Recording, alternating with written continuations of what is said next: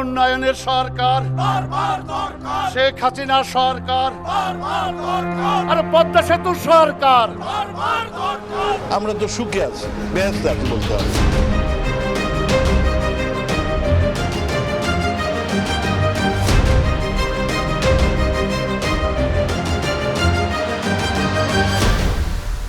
এখন টাকা পয়সা পয়সা নাই, সেরানা পয়সা নাই এখন আদত আমার।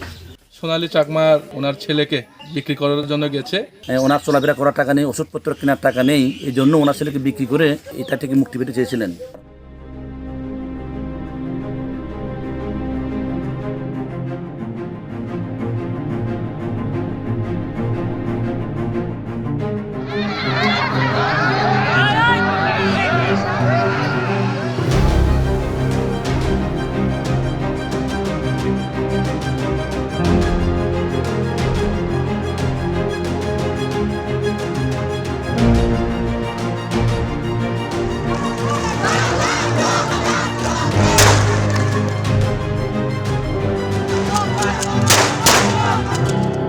শেখ হাসিনা পালিয়ে গেছে, শেখ হাসিনা নাই, শেখ হাসিনা চলে গেছে, শেখ হাসিনা পালায় না। কে পালাবে? পালানোর মতো কি পরিবেশ হয়েছে যে আমাদেরকে কথা বলছে পালানোর সময় পাবেন না? আমাকে চোর না আমরা টাকা?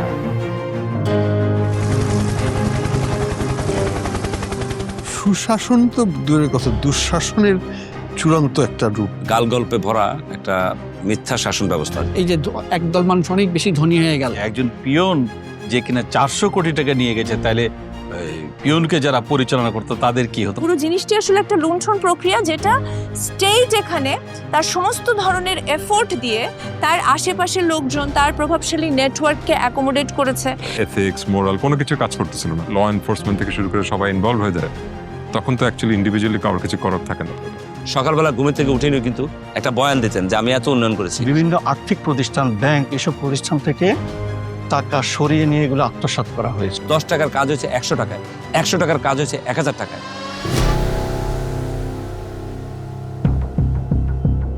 জুলাই বিপ্লবের মাধ্যমে বাংলাদেশ শেখ হাসিনার একনায়কতন্ত্র থেকে মুক্তি পাওয়ার 4 মাস পর 400 পৃষ্ঠার একটি শ্বেতপত্র প্রকাশ করা হয়। আন্তর্জাতিক খ্যাতিসম্পন্ন অর্থনীতিবিদ ডক্টর দেবপ্রিয় ভট্টাচার্যের নেতৃত্বে 12 সদস্যের একটি স্বাধীন কমিটি এই শ্বেতপত্র প্রকাশ করেন। সেখানে দেখা যায় শেখ হাসিনার 15 বছরের শাসন আমলে প্রতি বছর গড়ে 16 বিলিয়ন মার্কিন ডলার বাংলাদেশ থেকে বিদেশে পাচার করা হয়েছে। এই দশককে অলিগার্কের উত্থানের দশক হিসেবে বাংলাদেশের ইতিহাসে কোনোদিনভাবে চিহ্নিত করা হবে। শেখ হাসিনার 15 বছরের শাসনামলে যে উন্নয়নের গল্প ফেরি করা হয়েছে দেশে ও বিদেশে, সেই গল্পের বইয়ের প্রচ্ছদে উন্নয়নের কথা থাকলেও ভেতরের পাতা জুড়ে রয়েছে হাজার হাজার কোটি টাকার লুটপাটের গল্প। আমি মুক্তাদির রশিদ রোমিও, একজন অনুসন্ধানী সাংবাদিক। সেই গল্পগুলোই তুলে ধরার চেষ্টা করব এই প্রামাণ্যচিত্রে।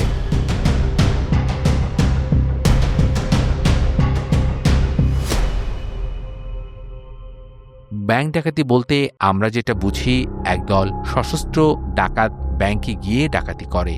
তবে শেখ হাসিনার রাজত্বে বাংলাদেশে ব্যাংক ডাকাতি শব্দটির এক অভিনব সংস্করণ দেখা যায়, যেখানে সম্পূর্ণ রাষ্ট্রীয় সুরক্ষায় ও পৃষ্ঠপোষকতায় একের পর এক ব্যাংক দখলের ঘটনা ঘটতে থাকে।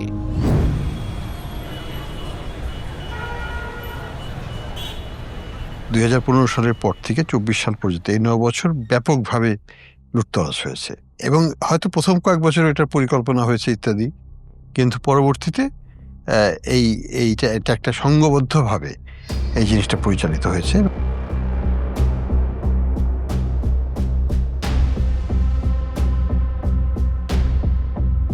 খুব সরাসরি ধরেন এস আলমের হাতে 10টা-11টা মিলে ব্যাংক আর্থিক প্রতিষ্ঠান ছিল, এবং টাকা ছাপিয়ে যে সমস্ত ব্যাংকে অর্থ দেওয়া হয়েছে তার মধ্যে তার প্রতিষ্ঠানই সবচেয়ে বেশি। 2017 সালের আগে এস আলম একজন সাধারণ ব্যবসায়ী ছিলেন। এতগুলো ব্যাংক দখলের পর এস আলম গ্রুপের বর্তমানে সম্পদের কোনো সীমা পরিসীমা নেই।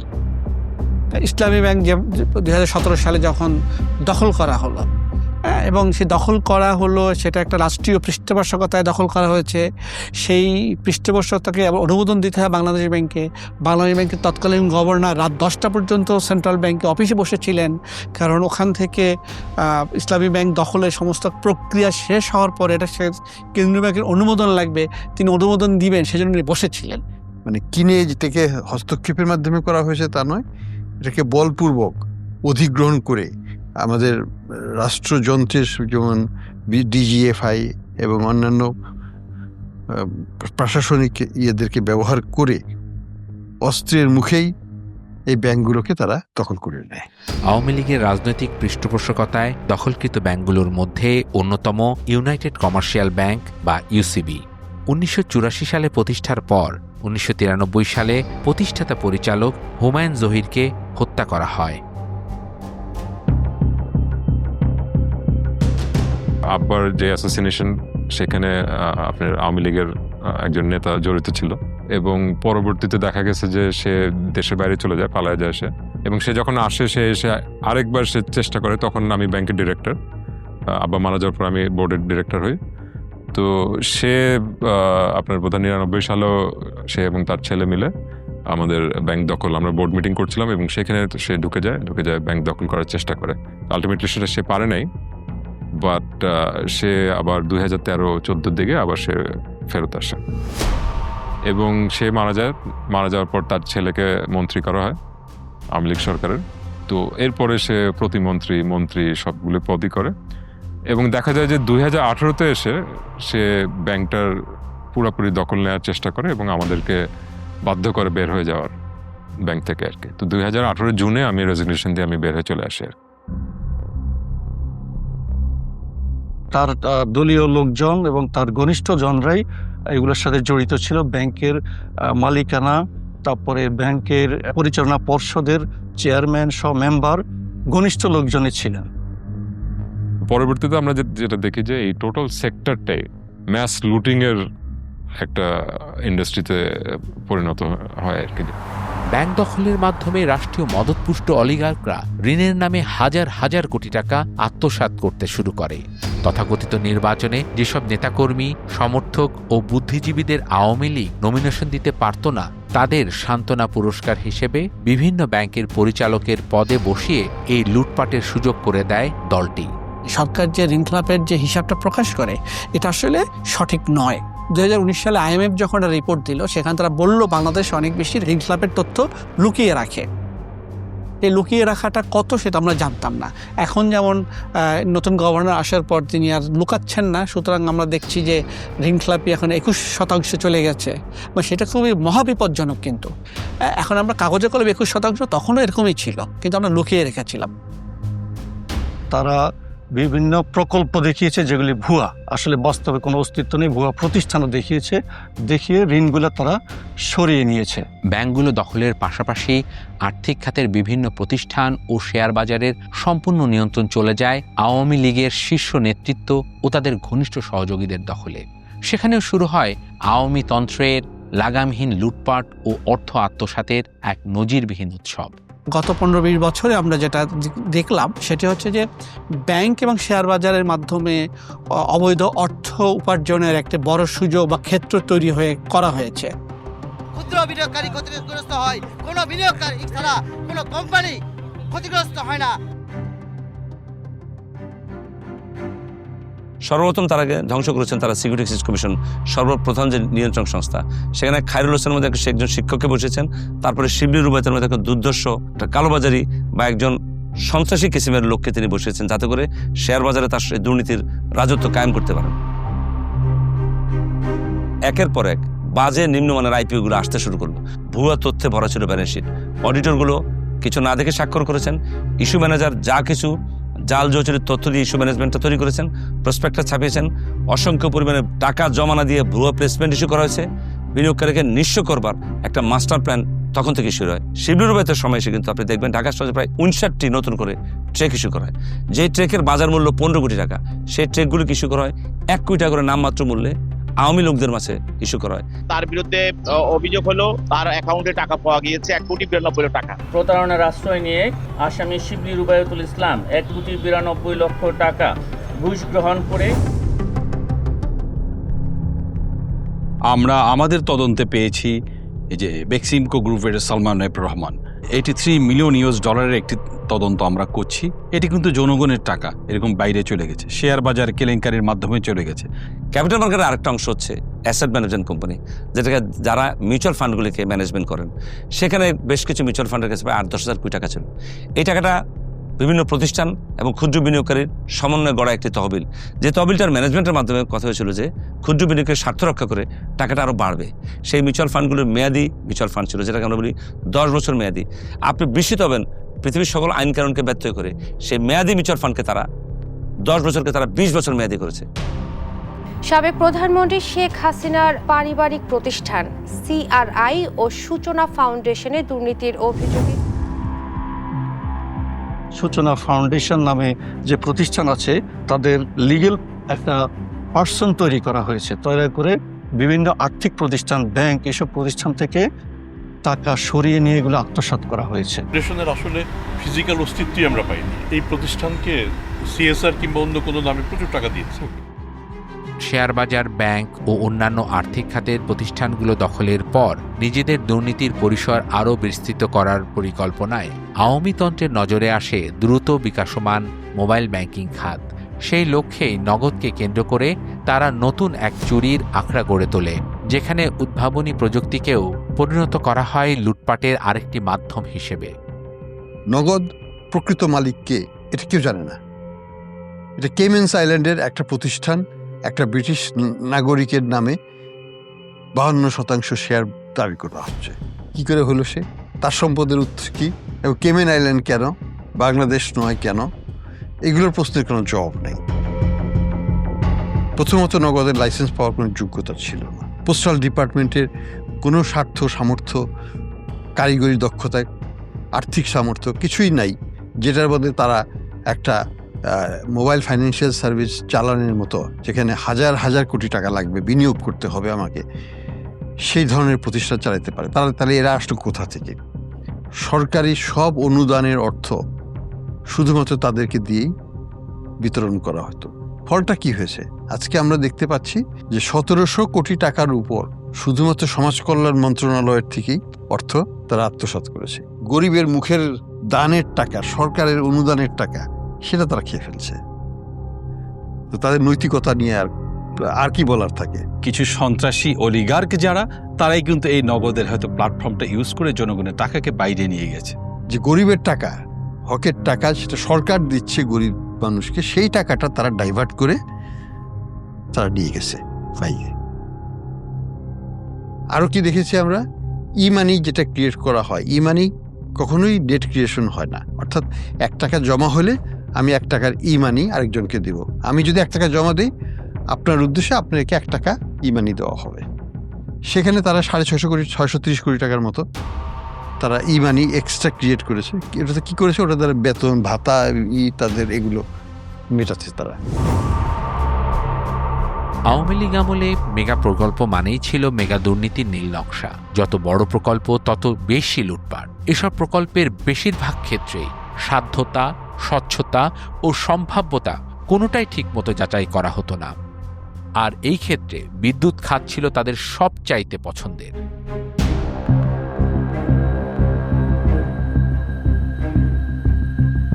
আপনি দেখবেন যে এই ধরনের প্রত্যেকটা মেগা প্রকল্পের সাথে আসলে আনবিলিভেবল লেভেলের লুটপাট, চুরি এবং দুর্নীতি এবং করাপশন হয়েছে। সবচেয়ে বেশি যেটা হচ্ছে সেটা অর্থ পাচার হয়েছে অনেক বেশি। কয়লা বিদ্যুৎ প্রকল্পগুলো যখন করা হলো তখন বলা হলো যে বাংলাদেশে প্রচুর বিদ্যুৎ লাগবে, বিদ্যুতের ফলে শিল্পায়ন হবে, কলকারখানা হবে এবং বাংলাদেশের মানুষের প্রচুর কর্মসংস্থান তৈরি হবে, একেবারে সিঙ্গাপুর হয়ে যাবে দেশ।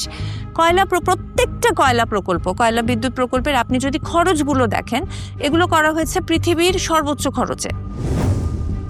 ফর এক্সাম্পল, আপনি দেখেন মাতারবাড়ি বিদ্যুৎ প্রকল্প, এটার যে খরচটা হয়েছিল প্রায় $4 বিলিয়ন কাছাকাছি। সাধারণত আপনি $2 থেকে $2.5 বিলিয়ন মধ্যে একটা বিদ্যুৎ প্রকল্প হয়ে যাওয়ার কথা, সেখানে আপনার প্রায় ডাবল খরচে আমি করছি। এবং এই সময় কিন্তু বিভিন্ন পত্রিকা রিপোর্ট করেছিল যে হঠাৎ করে মাতারবাড়ি বিদ্যুৎ প্রকল্পের খরচ 10,000 কোটি টাকা বেড়ে গেল এবং সেটার কিন্তু কোনো জবাবদিহিতা নাই। হঠাৎ করে বেড়ে যাচ্ছে প্রকল্পের খরচ এবং সেটা জনগণ জানতে পারছে না কি কারণে প্রকল্পের খরচ বাড়ছে। রূপপুর পারমাণবিক বিদ্যুৎ কেন্দ্রকে আমরা বলি যে বালিশ কাণ্ড নিয়ে একটা দুর্নীতির কথা আমরা সবাই বলি, কিন্তু জিনিসটা শুধু কিন্তু ওই অল্প কিছু টাকার বালিশের মধ্যে সীমাবদ্ধ ছিল না। প্রায় 1 লক্ষ কোটি টাকার উপরে হচ্ছে আমার এই রূপপুর পারমাণবিক বিদ্যুৎ কেন্দ্রে খরচ হয়েছে, যেটাও কিন্তু পৃথিবীর মধ্যে আমি যদি হিসাব করে দেখি সবচেয়ে খরচবহুল পারমাণবিক বিদ্যুৎ কেন্দ্রগুলোর মধ্যে একটা। সারা বিশ্বে তো আপনি কোনো পাওয়ার প্ল্যান্টই করতে পারবেন না যদি আপনার ক্যাপাসিটি চার্জ না দেন। একটি পাওয়ার প্ল্যান্ট 20 বছর বা 10 বছরের জন্য আপনি নেবেন, তার যে অর্থ খরচ হবে প্রতিদিনে তার অর্থ খরচ দিবেন না। 2010 সাল থেকে বলা হয়েছিল যে কুইক রেন্টাল একটা খুবই ওয়েস্টফুল এবং ভয়ঙ্কর খরচবহুল একটা প্রকল্প, এটার ভিতর দিয়ে বিদ্যুতের দাম বাড়তে থাকবে এবং এটার ভিতর দিয়ে আমাদেরকে কুইক রেন্টাল কোম্পানিগুলোকে আমরা আসলে যেই ক্যাপাসিটি চার্জটা দিব সেটা এত বেশি যেটা আসলে বিদ্যুতের খরচটা আপনি কমিয়ে রাখতে পারবেন না, জনগণের জন্য বিদ্যুৎ এফোর্ড করা একটা বোঝা হয়ে দাঁড়াবে। কিন্তু এটা তো তখন সরকার শোনে নাই, বরং তখন খুব একচেটিয়াভাবে কয়েকটা গ্রুপকে আমরা কুইক রেন্টালের লাইসেন্সটা দিয়ে দিলাম। আইডিয়াটা হচ্ছে যে তারা বেনিফিটেড হবে এবং বেনিফিটেড হলে অথবা তারা পার্টিকে কন্ট্রিবিউট করবে এবং আলটিমেটলি এটা একটা কন্ট্রোল ধরে রাখার জন্য একটা চেষ্টা আর কি। কুইক রেন্টাল সব বিদ্যুৎ বন্ধ করে দিত এখন, যতগুলি বিদ্যুৎ অন্তত আওয়ামী লীগ সরকার এসে। এর মধ্যে দিয়ে দেখা গেল আজিজ খানের মতো এবং আরো কিছু গ্রুপ এখান থেকে বিশাল পরিমাণ টাকা, জনগণের পাবলিকের ট্যাক্সের টাকা বিদ্যুৎ উৎপাদনের নামে তারা লুটপাট করে তারা বিদেশের সর্বোচ্চ বড়লোকের তালিকায় তারা নাম লেখালো।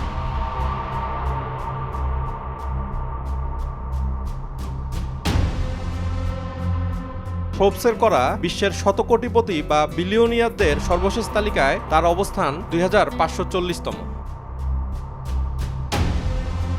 পুরো একটা মন্ত্রণালয় আসলে দেশি বিদেশি কোম্পানি, দেশি বিদেশি লবিং, দেশি বিদেশি ঠিকাদার প্রতিষ্ঠান, তারা মূলত হচ্ছে কে কোন প্রজেক্ট পাবে, কে কোথায় কাজ করবে, এগুলো আসলে মন্ত্রণালয়ের ভিতরে এক ধরনের ভাগ বাটোয়ারার ভিতর দিয়ে এই লুণ্ঠনগুলো হয়েছে। তারপর ধরেন আমরা পায়রা বন্দর তৈরি করলাম, তখন ওই সময় হারমান কুডরাস নামের একজন জার্মান জিওলজিস্ট উনি কিন্তু ওয়ার্নিং দিয়েছিলেন যে পায়রা বন্দরের নাব্যতা এতটাই কম যে এখানে আসলে এই লেভেলের এত টাকা খরচ করে এরকম একটা প্রকল্প করলে এটা পরবর্তীতে আসলে এটা ড্রেজিং করতে যে পরিমাণ খরচ হবে সেটা আসলে সরকার কুলাতে পারবে না, এটা ভয়াবহ একটা খরচবহুল প্রকল্প এবং এই লোকেশনটাই পায়রা বন্দরের জন্য ঠিক না। একটা ভুল লোকেশনে বাংলাদেশের জনগণের পাবলিকের ট্যাক্সের টাকার 1,36,000 কোটি টাকা খরচ করে পৃথিবীর সর্বোচ্চ খরচবহুল প্রকল্পটা পায়রা বন্দরে করা হলো। প্রথম আলো রিপোর্ট করেছিল, আমার রিপোর্টটা এখনো মনে আছে, পৃথিবীর সর্বোচ্চ খরচবহুল প্রকল্প। এখন আপনি দেখেন পায়রা বন্দর কিন্তু চালানো যাচ্ছে না, কারণ হচ্ছে তার নাব্যতা সংকটটা এমন যে ড্রেজিং করে কুলানো যাচ্ছে না। দ্য পয়েন্ট ইজ যে এই ওয়ার্নিংগুলো কিন্তু আমাদেরকে দেয়া হয়েছিল। শেখ হাসিনার আমলে প্রায় প্রতিটি ছোট বড় প্রকল্পই নেওয়া হতো মূলত জনগণের টাকা লুটপাটের উদ্দেশ্যে। বিশেষ করে সেতু ও মহাসড়ক প্রকল্পের ব্যয় হতো অস্বাভাবিকভাবে বেশি, যা ছিল দুর্নীতির জন্য উন্মুক্ত ক্ষেত্র। ফ্লাইওভার যেগুলো আমরা করছি সেগুলো আমরা করছি সাউথ এশিয়ার মতো সর্বোচ্চ খরচে, এবং আওয়ামী লীগ আমলেও কিন্তু কিছু পত্রিকা সাহস করে তখন রিপোর্ট করেছে যে আমরা দক্ষিণ এশিয়ার মধ্যে সর্বোচ্চ খরচে আমাদের ফ্লাইওভারগুলো হচ্ছে।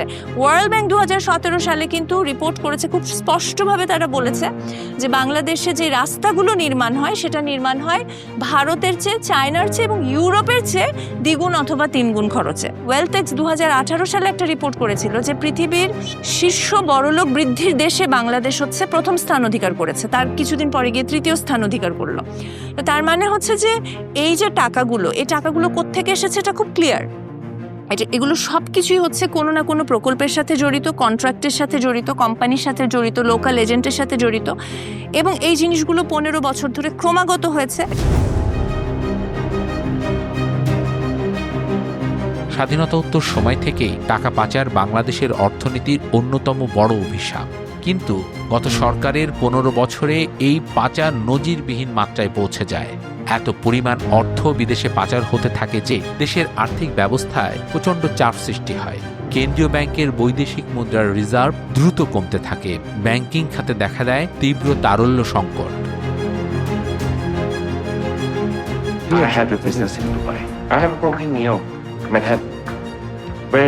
গত 15 বছর ধরে কিন্তু এখানকার যারা ব্যবসায়ী বা এখানকার যারা পুঁজিবাদী, যারা খুব ডিপলি কানেক্টেড ছিল আমাদের রাষ্ট্রের সাথে বা মন্ত্রী এমপিদের সাথে, তারা সমানে টাকা পাচার করেছেন। তারা সুইস ব্যাংকে টাকা রেখেছেন, তারা মালয়েশিয়াতে সেকেন্ড হোম কিনেছেন, তারা কানাডার বেগমপাড়াতে টাকা পাচার করেছেন, সেখানে বাড়ি করেছেন, তারা লন্ডন এবং দুবাইয়ের সবচেয়ে অভিজাত এলাকাগুলোতে জমি কিনেছেন। লন্ডনে অন্তত 3 জন বড় ব্যবসায়ী বা তাদের আত্মীয় স্বজনের সম্পদ প্রাথমিকভাবে জব্দ করা হয়েছে। সেই সম্পদ বাংলাদেশ ফেরত পাবে কিনা সেটা পরের হিসাব।